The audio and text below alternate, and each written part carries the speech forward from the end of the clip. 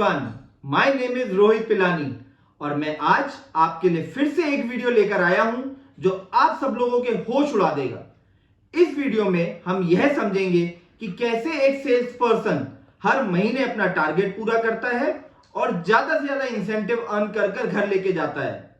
हम सभी लोग ज्यादा से ज्यादा इंसेंटिव कमाना चाहते हैं, लेकिन क्या हम वो सारे तरीके अपनाते हैं जो हमें अपनाने चाहिए? क्या आप में से मुझे कोई यह बता सकता है कि हम सेल्स प्रोफेशन क्यों चुनते हैं? मेरे हिसाब से सेल्स प्रोफेशन चुनने वाले दो कैटेगरी के लोग होते हैं। एक वो जिनको अपना परफेक्ट प्रोफेशन में जॉब नहीं मिल रहा होता या फिर वो किसी दबाव में ज्वाइन करते हैं। दूसरे लोग वह होते हैं जो एक्चुअली में अपना सेल्स प्रोफेशन में करियर बनाना चाहते हैं। पहली कैटेगरी वाले लोग आपको बहुत सारे मिलेंगे जो कि सेल्स में अपना टाइम पास कर रहे हैं और वह अपनी काफी सेल्स क्लोज नहीं कर पाते। दूसरी कैटेगरी वाले लोग अपना बेस्ट देते हैं और अपनी most of the sales close कर लेते हैं और ज्यादा से ज्यादा इंसेंटिव अपने घर लेके जाते हैं। कई बार यह इंसेंटिव उनकी टेक होम सैलरी से 3 या 4 टाइम्स होता है। वो ऐसा क्या करते हैं जो दूसरे लोग नहीं कर पाते? क्या यह लोग कोई जादू करते हैं या फिर हर महीने कोई परी आकर उनका सेल्स टारगेट अचीव करा देती है? फ्रैंकली स्पीकिंग, सेल्स कर पाना कोई रॉकेट साइंस नहीं है। सेल्स के कुछ बेसिक कॉन्सेप्ट्स हैं। अगर वह कॉन्सेप्ट्स आपको क्लियर हैं तो कोई भी व्यक्ति सेल्स कर सकता है। मैं आज आपको इस वीडियो में कुछ नया नहीं बताने वाला। आप सब लोग वह जानते हैं, लेकिन उसमें से कुछ ही लोग उसको फॉलो करते हैं। जो फॉलो करते हैं वो एक सक्सेसफुल सेल्समैन बन जाते हैं और जो उसको पार्शियली फॉलो करते हैं वो हमेशा सेल्स में स्ट्रगल ही करते हैं। आप चाहे माने या ना माने, सेल्स इंडस्ट्री इस दुनिया की सबसे बड़ी इंडस्ट्री है और इस इंडस्ट्री में इतनी अपॉर्चुनिटीज हैं, बट कुछ ही लोग हैं जो इस सेल्स प्रोफेशन की ऊंचाइयों को टच कर पाते हैं। बाकी लोगों का सेल्स करियर वहां पे समाप्त हो जाता है जहां वे कभी चाहते भी नहीं है। तो सबसे पहले आपको यह डिसाइड करना है कि आप अपने करियर को सेल्स में कहां तक ले जाना चाहते हैं। अगर आपने यह सोच रखा है कि आप अपने करियर को टॉप पर लेके जाना चाहते हैं तो यह वीडियो आपके लिए परफेक्ट है।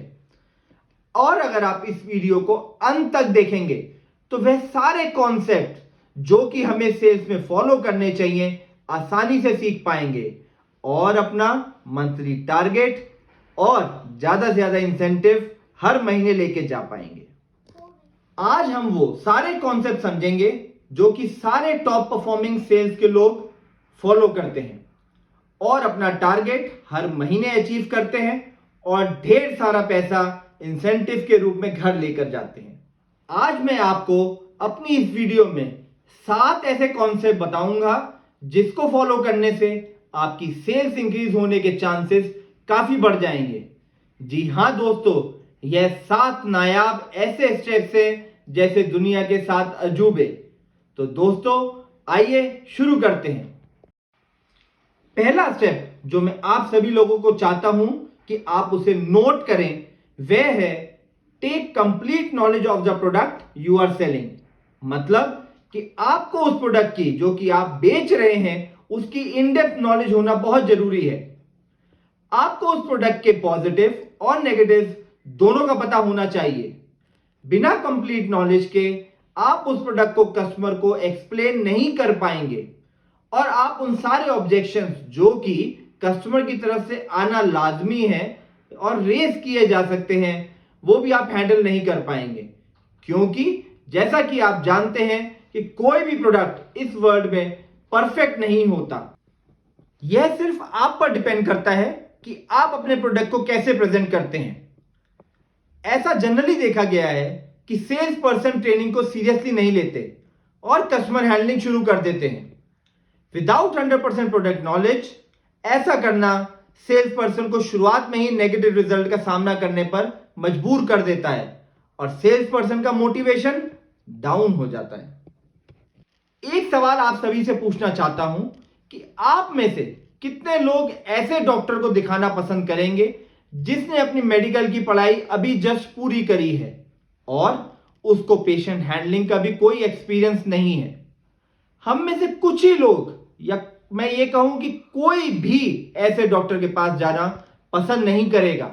यह सेम चीज सेल्स प्रोफेशन में भी होती है। कस्टमर भी उन्हीं सेल्स पर्सन से डील करना या प्रोडक्ट खरीदना पसंद करता है जिसको प्रोडक्ट की पूरी नॉलेज हो। यह एग्जांपल आप अपने ऊपर भी लेकर सोच सकते हैं कि क्या आप किसी ऐसे सेल्स पर्सन से प्रोडक्ट खरीदना चाहेंगे जिसको प्रोडक्ट की नॉलेज नहीं है। तो सबसे पहले सेल्स करियर बनाने के लिए प्रोडक्ट की नॉलेज होना बेहद जरूरी है। अब चलते हैं अपने सेकंड स्टेप पर, जो कि मैं चाहता हूं कि आप सभी नोट डाउन करें और फॉलो भी करें। वो है ब्रेक योर टारगेट्स इनटू 3। मतलब अपने महीने के सेल्स टारगेट को 3 में ब्रेक करना। यह करना क्यों जरूरी है? यह माना जाता है कि छोटे छोटे टारगेट्स को मॉनिटर करना और अचीव करना आसान होता है, और जैसे ही आप अपना ब्रेक किया हुआ टारगेट का पहला स्लैब अचीव कर लेते हैं तो वो आपको बैलेंस 2 स्लैब को अचीव करने के लिए और मोटिवेट करता है और आप ज्यादा मेहनत करने लगते हैं। यहां एक एग्जांपल आप सभी के साथ शेयर करना चाहता हूं, एक कार शोरूम का। लेट्स एज्यूम किसी एक डीलरशिप का मंथली व्हीकल सेल्स टारगेट है 100 कार्स।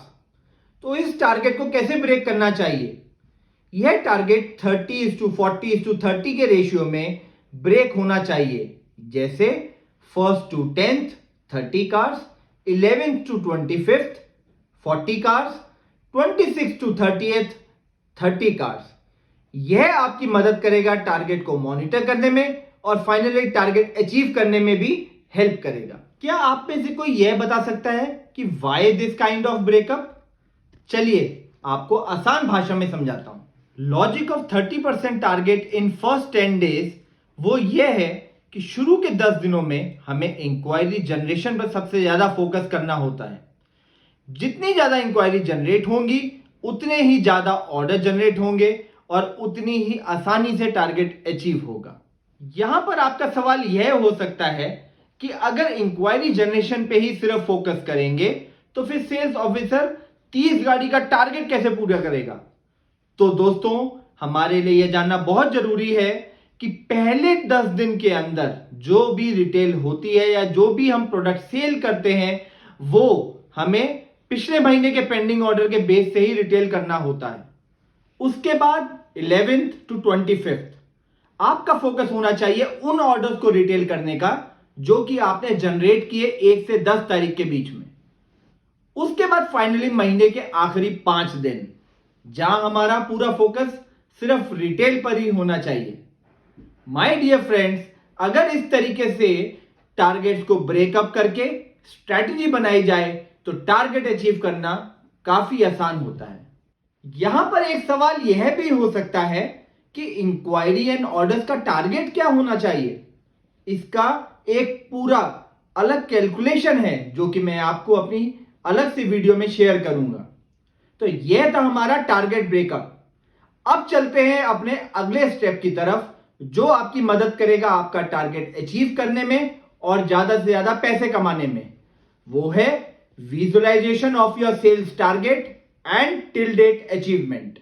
यहां यह एडवाइस किया जाता है कि जो ब्रेकअप आपने अपने सेकंड स्टेप में किया था उस ब्रेकअप को किसी बोर्ड पर या अपनी डायरी पे नोट करें और उसका रेगुलर रिव्यू करें डेली बेसिस पर। चाहे यह टारगेट पूरी टीम का हो या फिर किसी इंडिविजुअल का, विजुअलाइजेशन हमेशा टारगेट अचीवमेंट में हेल्प करता है। विजुअलाइजेशन हमेशा आपको क्लियर अंडरस्टैंडिंग देता है आपकी अभी तक की अचीवमेंट की और उसमें गैप कितना है। अगर उसके अंदर गैप है तो आप अपनी स्ट्रेटेजी चेंज कर सकते हैं in terms of activities and other things. Let's take an example of team जो कि 7 मेंबर्स की है और वह एक इंश्योरेंस कंपनी में काम करते हैं। उनका टारगेट है 42 पॉलिसीज का, 6 पर मेंबर। अगर वह टीम अपने टारगेट का और अचीवमेंट का प्रॉपर विजुअलाइजेशन करते हैं और डेली उसको रिव्यू करते हैं तो यह उनकी हेल्प करेगा कि जितनी लीड्स उन्होंने अभी तक जनरेट की हैं और उसका कन्वर्जन कितना है। यह विजुअलाइजेशन टीम लीडर की हेल्प करेगा हर एक टीम मेंबर का इंक्वायरी जनरेशन और कन्वर्जन समझने में, और उसी के मुताबिक वो एक्टिविटीज प्लान कर पाएगा for balance of the month. और यह हेल्प करेगा टीम का टारगेट ना सिर्फ अचीव करने में बल्कि ओवर अचीव करने में। अभी तक हमने बात करी 3 स्टेप्स के बारे में। अब बात करते हैं अपने 4th स्टेप, जो कि है आइडेंटिफिकेशन ऑफ टारगेट कस्टमर। यह एक इंपॉर्टेंट स्टेप है कि आपको यह पता होना चाहिए कि आपका प्रोडक्ट खरीदने के लिए राइट कस्टमर्स कौन है। हर डिफरेंट प्रोडक्ट को खरीदने के लिए एक डिफरेंट सेट ऑफ कस्टमर्स होते हैं जो कि हमें आइडेंटिफाई करने होते हैं, और हमारे लिए यह इंपॉर्टेंट है कि हम राइट कस्टमर का चयन करें जिससे कि हमें पॉजिटिव रिजल्ट्स मिलने में आसानी होगी। अब सवाल यह उठता है कि आपके प्रोडक्ट के लिए राइट कस्टमर्स हैं कौन और उन्हें पहचाना कैसे जाए। इस क्वेश्चन का आंसर यह है कि वह कस्टमर्स जिनको आप या आपके कलीग्स ऑलरेडी वह प्रोडक्ट बेच चुके हैं उनके बारे में जानना, या फिर आपके कंपटीशन जो कि सिमिलर प्रोडक्ट्स बेच रहे हैं उनको समझना। ऐसे कौन से पॉइंट्स हैं जो कि हमें समझने चाहिए? वो है कस्टमर का प्रोफेशन, कस्टमर की एज, उनकी मंथली इनकम और उनकी लोकेशंस वगैरह। हम एज ए सेल्स पर्सन हर लीड पर अपना पूरा एफर्ट देने की कोशिश करते हैं। मैं यह नहीं कह रहा कि एक सिंपल ऑर्डिनरी दिखने वाला कस्टमर 50 लाख की गाड़ी नहीं खरीद सकता, जरूर खरीद सकता है, बट ऐसे कस्टमर्स काफी कम होते हैं। अगर आप बेस्ट रिजल्ट्स हर महीने चाहते हैं तो हमें ऐसे कस्टमर्स को टारगेट करना चाहिए जो कि हमारी बनाई हुई कस्टमर प्रोफाइल को मैच करते हो। यह स्टेप आपकी हेल्प करेगा ज्यादा से ज्यादा सेल्स क्लोज करने में और ज्यादा से ज्यादा इंसेंटिव कमाने में। अभी तक हमने बात करी 4 स्टेप्स के बारे में। अब बढ़ते हैं अपने 5th स्टेप की ओर, जो कि है keep your prospects and customers happy. यह काफी इंपॉर्टेंट है दोस्तों। आप में से कितने लोग समझे हैप्पी का मतलब? Let me just clarify. Always give your full attention जब भी आप कस्टमर से उनकी रिक्वायरमेंट को समझ रहे हो। कभी भी अपने कस्टमर को अकेला ना छोड़ें। There is a saying that there are customers who doesn't care how much you know, they see how much you care. हमें हमेशा यह कोशिश करनी चाहिए कि हम कस्टमर्स की इमोशंस को समझ पाएं ड्यूरिंग आवर सेल्स प्रोसेस, क्योंकि वह प्रोडक्ट हो सकता है कि इसलिए खरीद रहे हो कि उनके घर में उनके बच्चे की मैरिज हो, या फिर उनके घर में कोई न्यू बॉर्न बेबी हुआ हो, या यह भी हो सकता है कि कस्टमर वो प्रोडक्ट अपने किसी रिलेटिव को गिफ्ट करना चाहता हो। यह जान लीजिए कि अगर आप कस्टमर्स की इमोशंस को समझ पाए तो समझ लीजिए कि आपकी 50% सेल्स क्लोज हो गई। यह स्टेप कस्टमर के सामने आपका पॉजिटिव इंप्रेशन क्रिएट करता है और कस्टमर को लगता है कि आप काफी केयरिंग हैं और कस्टमर आपके साथ डील करने में खुशी महसूस करता है। Let me share one example. मान लीजिए कि आप एक घड़ी के शोरूम में काम करते हैं और एक कस्टमर जो कि अपनी सिस्टर को एक घड़ी गिफ्ट करना चाहता है, वह आपके शोरूम में घड़ी खरीदने के लिए आया। अगर आपने यह समझ लिया कि कस्टमर वह वॉच अपनी सिस्टर को गिफ्ट करने के लिए खरीद रहा है और अपनी पिच को उसी के इमोशंस के साथ अलाइन कर लिया, तो दोस्तों यह समझ लीजिए कि आज वह कस्टमर आपके शोरूम से बिना घड़ी खरीदे नहीं जाएगा। तो यह ताकत है इस स्टेप में, जो है कीप योर कस्टमर्स हैप्पी। अब बढ़ते हैं अपने 6th स्टेप की तरफ, जो कि है एक्सीलेंट कस्टमर सर्विस। आपको क्या लगता है कि प्रोडक्ट खरीदने के बाद या प्रोडक्ट खरीदते समय कस्टमर ऐसी कौन सी चीज है जो आपसे एक्सपेक्ट करता है? जी हां, एक्सीलेंट कस्टमर सर्विस। आज के टाइम में हर कस्टमर के पास बहुत इजी एक्सेस है सोशल मीडिया का, और अगर कस्टमर आपकी सर्विसेज से खुश नहीं है तो उसको जरा भी देर नहीं लगेगी सोशल मीडिया पर आपकी कंपनी या आपके प्रोडक्ट के बारे में बैड रिव्यूज देने में, और ऐसा करने से आप किसी भी कस्टमर को रोक नहीं सकते। अब Amazon या किसी ऑनलाइन सेलिंग ऐप का एग्जांपल ले लीजिए। हम कोई भी प्रोडक्ट खरीदने से पहले उसकी रेटिंग्स देखते हैं और कस्टमर्स का रिव्यू पढ़ते हैं। अगर हमको एक या दो भी बैड रिव्यूज मिल जाते हैं तो हम उस प्रोडक्ट को खरीदते ही नहीं है। तो दोस्तों, एक्सीलेंट रिव्यूज तभी मिल सकते हैं जब आपकी सर्विसेज एक्सीलेंट हो। और दोस्तों, सेल्स एक बार होती है और सर्विस बार बार दी जाती है। आपकी सर्विस को देखते हुए ही कस्टमर आपको रेफरेंस देगा और हमेशा के लिए आपका कस्टमर बनकर ही रहेगा। तो दोस्तों, यह था हमारा 6 स्टेप एक्सीलेंट कस्टमर सर्विस। चलिए अब बढ़ते हैं अपने लास्ट और 7 स्टेप की ओर, जो है सेल्फ मोटिवेशन। यह सबसे इंपॉर्टेंट स्टेप है दोस्तों। बहुत से लोग मोटिवेट होते हैं ज्यादा पैसे कमाने से और कई लोग मोटिवेट होते हैं जीतने से। और अगर आपका जीतने पे फोकस होगा तो पैसा अपने आप आएगा। आपको हमेशा अपने आप को उन लोगों के साथ रखना चाहिए जो कि आपके वेल विशर हो और हमेशा आपको उत्साहित करें नए चैलेंजेस लेने के लिए। ऐसे भी कई लोग होंगे जो आपकी अच्छी परफॉर्मेंस से जेलस होंगे और हमेशा यह कोशिश करेंगे कि आपकी अच्छी परफॉर्मेंस को खराब कैसे किया जाए। अगर आप सेल्फ मोटिवेटेड हैं तो ऐसे लोग कभी भी आपकी परफॉर्मेंस को खराब नहीं कर पाएंगे। आपको हमेशा वह प्रोसेस चुनना चाहिए जो आपको कंफर्टेबल लगे। You should always be creative in terms of creating your own processes. Sales is a roller coaster और आप हमेशा इसमें अप्स एंड डाउन्स एक्सपीरियंस करेंगे। कुछ दिन ऐसे होंगे जो आपकी परफॉर्मेंस के लिए बहुत अच्छे होंगे और कुछ दिन ऐसे भी होंगे जहां आपका परफॉर्मेंस निराशाजनक रहेगा। रोज के अप्स एंड डाउन से निराश हो जाना स्वाभाविक है, बट आपको हमेशा स्ट्रांग और पेशेंस रखना है, क्योंकि अगर आप मेहनत करते हैं तो अच्छे दिन जरूर आएंगे और ये अच्छे दिन आपके बुरे दिनों को भी इवन आउट कर देंगे। There is a famous saying, don't be afraid to be great. It means जब भी आपको जरूरत लगे तो आपको अपने कलीग्स या अपने बॉस से मदद मांगने में हिचकिचाना नहीं चाहिए। आप अपनी गलतियों से ही एक नया तरीका ढूंढेंगे किसी भी प्रोसेस को करने का।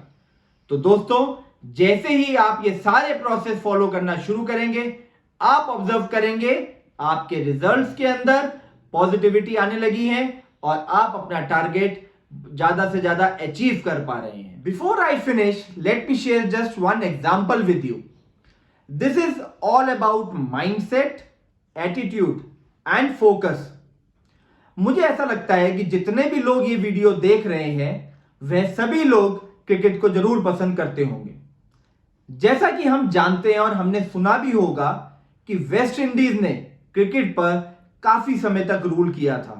जी हां दोस्तों, 1975, 1979 का वर्ल्ड कप वेस्ट इंडीज ने ही जीता था।